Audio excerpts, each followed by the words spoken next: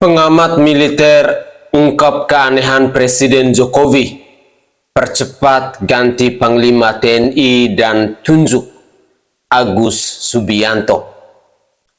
Assalamualaikum warahmatullahi wabarakatuh. Salam Om Swastiastu, Namo Buddhaya, salam kebajikan, dan salam sejahtera untuk kita semua.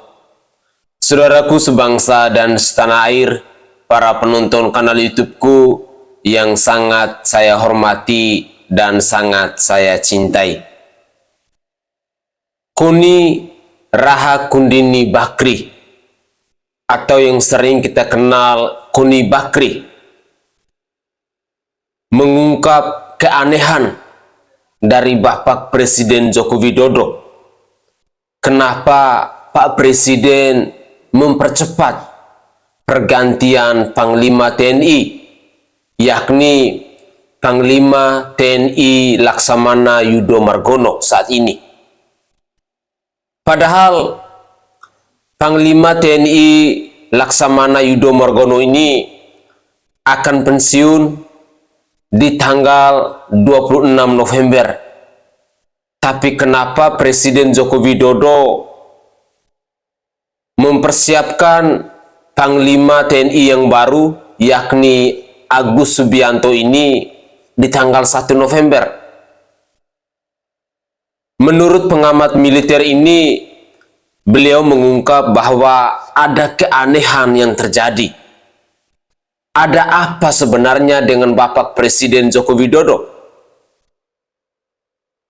Untuk lebih jelasnya, saya ingin mengajak pemirsa sekalian, mari kita bersama-sama menyimak dan mendengarkan apa yang disampaikan oleh Koni Rahakundini Bakri ini. Selamat menyaksikan. Dan kemudian Kemhan itu mengeluarkan namanya strategi pertahanan Nusantara. Nah, dengan Mabes TNI itu kita imbangi, karena strategi pertahanan Nusantara itu masih sangat inward looking, gitu. Tapi kita imbangi menjadi outward looking defense, akan mampu di kawasan, akan mampu di dua samudra, akan punya kapal induk, fighter. Jadi pada persoalan Palestina kita nggak usah cuma teriak-teriak, kita bisa bergerak kayak gitu-gitulah.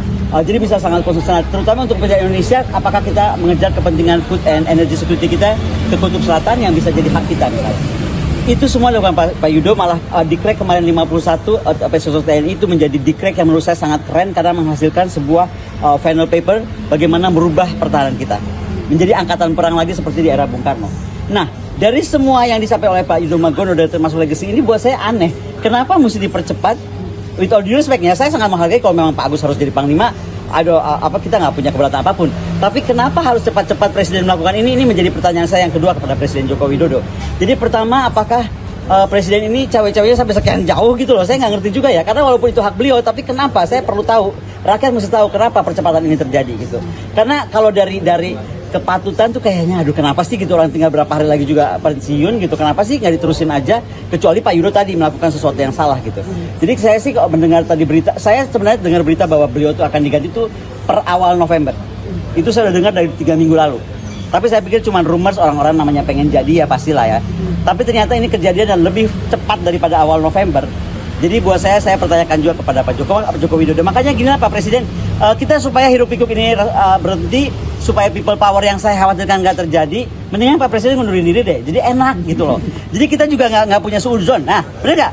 Saya ini rakyat ya, kan jadi saya suudzon terus nih. Dia bantuin si Kaisang sampai kemana nih? Bapak bantuin Gibran sampai kemana nih gitu kan? Udahlah biar nggak ada kayak begitu lagi, dan Bapak juga nggak usah pusing makan siang lagi gitu kan? Udah Pak, mundurkan diri aja, jadi enak. Bapak juga mulus, tenang kan? Kemudian juga Kaisang udah silakan juga maju, kita nggak usah pikir yang aneh-aneh. Gibran. Mungkin saya pengennya Kaisang aja kalau yang jadi presiden. Terus yang apa?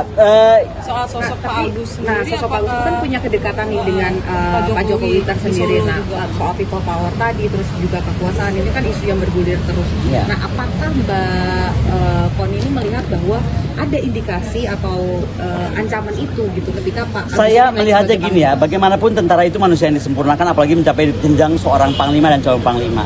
Saya masih percaya bahwa Pak Agus itu bisa netral. Tetapi sekali lagi, selama presiden itu menjadi panglima tertinggi, bahwa dia mampu mengintervensi, bisa. Bisa dong. Contoh gini aja, kenapa MK bisa diintervensi? Ya apa yang terjadi gitu? Ya kan? Karena Pak di MK itu pamannya Gibran gitu loh. Nah saya nggak tahu saya khawatirnya dan saya cuma berharap tidak terjadi apa-apa. Jangan sampai angkatan bersenjata kita, tentara kita dipakai untuk intervensi. Karena saya cuma mengingatkan aja ya, sekuat apapun power, uang, kekuasaan, apapun yang Anda punya gitu, ketika masyarakat bergerak itu nggak bisa tertahan. Dan itu yang saya nggak mau terjadi. Karena kekhawatiran saya yang selama ini saya sangat isunya geopolitik, kawasan dunia, saya ngurusin Rusia lebih baik daripada ngurusin Indonesia sebenarnya. Ya kan, in the past 2 years gitu kan. Tapi kenapa sekarang saya tiba-tiba kayaknya alert, ini mesti saya ingatkan, karena ini nggak bercanda. Saya itu nggak bercanda. Saya itu soalnya kemana-mana sekarang merasa bener loh. Kok ada kegelisahan gara-gara MK yang nggak adil ini, lalu bagaimana sikap Gibran yang menurut saya tidak tadi leadership value-nya kurang ya, komitmennya nggak bisa dipegang, mohon maaf, komitmennya nggak bisa dipegang, sebentar bilang A, sebentar bilang B, sebentar bilang di partai ini, sebentar bilang di partai itu. Apa ya, kita nggak boleh punya leaders yang begitu. Leaders ini kita lagi ngomong negara loh. Dan sekali lagi dengan segala hormat, kita sangat hormat sekali sama Pak Prabowo ya. Tapi kok saya khawatir dengan kesehatan beliau. Nah jangan sampai nih, amit-amit ini saya amit-amit 7 jangan sampai ada apa-apa. Tapi kalau ada apa-apa, kan pasti kekuasaan itu ada di tangannya wakil presiden. Jangan sampai nanti jadinya edisi presiden 2,5, nggak 3 periode tapi 2,5 periode dan 5 periode. Kita nggak tahu. Kalau sosok Pak Agus sendiri di mata Bu Kony gimana? Baik. Pak Agus sangat profesional, baik dan orangnya ya sangat seru lah. Dan saya berharap Pak Agus bisa meneruskan apa yang dijejaki langsung oleh Pak Menhan tentang strategi pertahanan Nusantara, poros maritim dunia. Nah ini kata poros maritim dunia jangan lepas ya, karena itu menurut saya belum selesai. Jangan sampai kita ngabrik lagi TNI yang sekarang sudah tertata untuk menjadi outward looking military gitu kan, atau menjadi angkatan perang Republik Indonesia. Jadi saya berharap Pak Agus dengan segala hormat bisa diteruskan apa yang sudah dicapai oleh Pak Prabowo sebagai Menhan bersama-sama Mabes TNI yang dipimpin oleh Pak Yudho Margono selama ini. Baiknya Pak Jokowi itu mundur atau cuti? Kalau saya sih bilangnya cuti, ya kan. Tapi saya pikir kalau Pak Ari bilang mundur benar juga sih. Ya, karena kalau cuti kan masih bisa intervensi kan gitu ya. Bukan juga kacau, bisa intervensi. Tapi kalau mengundurkan diri mungkin ya sudah. Berarti dia betul-betul kayak putus gitu loh alurnya gitu. Oke. Jadi catatannya itu ya, kalau soal posisi Panglima harapannya TNI bisa netral sampai dengan masa. Karena TNI kita dari rakyat untuk rakyat. Jadi yang paling utama itu adalah rakyat. Bukan penguasa, bukan uang, bukan kekuasaan, tetapi rakyat. Itu. Dan itu yang membedakan. Dan jangan salah ya, Indonesia ini negara yang lahir dari pergerakan. Dan itu bibit-bibit pergerakan tuh ada. Makanya be very careful dengan gerakan massa. Itu yang saya selalu ingatkan dan kenapa saya harus ingatkan. Makanya saran saya supaya tidak semakin kita terombang-ambing. Ya, ada 2 tadi saya kasih pilihan ya, apakah ganti cawapres, katanya nggak mungkin, ya sudah, berarti yang paling mungkin adalah presiden mengundurkan diri. Kalau dibilang nggak ada aturannya ya karena memang juga nggak ada pernah presiden ngajuin anaknya jadi cawapres saat dia menjabat kan. Dan bukan cuma anaknya loh, mantunya jadi gubernur, ini jadi itu, saya udah nggak tahu lagi deh, gitu. Oke guys, itulah cuplikan video yang bisa saya sajikan ke hadapan pemirsa sekalian. Beliau ini adalah pengamat militer dan kita mendengarkan bersama-sama di mana beliau mengungkapkan kekhawatiran terhadap negara kesatuan Republik Indonesia ini, terhadap Bapak Presiden Joko Widodo. Dan juga beliau mengungkap bahwa ada keanehan kenapa Presiden Joko Widodo mempercepat untuk mengganti Panglima TNI Yudho Margono dengan Agus Subianto ini. Semoga saja kekhawatiran yang dimiliki oleh Kony Rahakundini Bakri ini tidak terjadi di negara tercinta kita.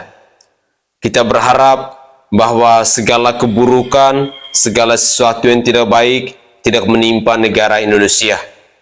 Karena kita semua tentunya berharap bahwa negara Indonesia ini selalu dalam keadaan damai, selalu dalam keadaan rukun, tidak ada kegaduhan, tidak ada percecokan, dan apalagi sampai pertumpahan darah. Itu adalah harapan kita bersama, dan semoga informasi ini bisa berguna bagi kita semua, dan apa yang dikhawatirkan oleh Kony Rahakundini Bakri ini tidak terjadi di negara kita.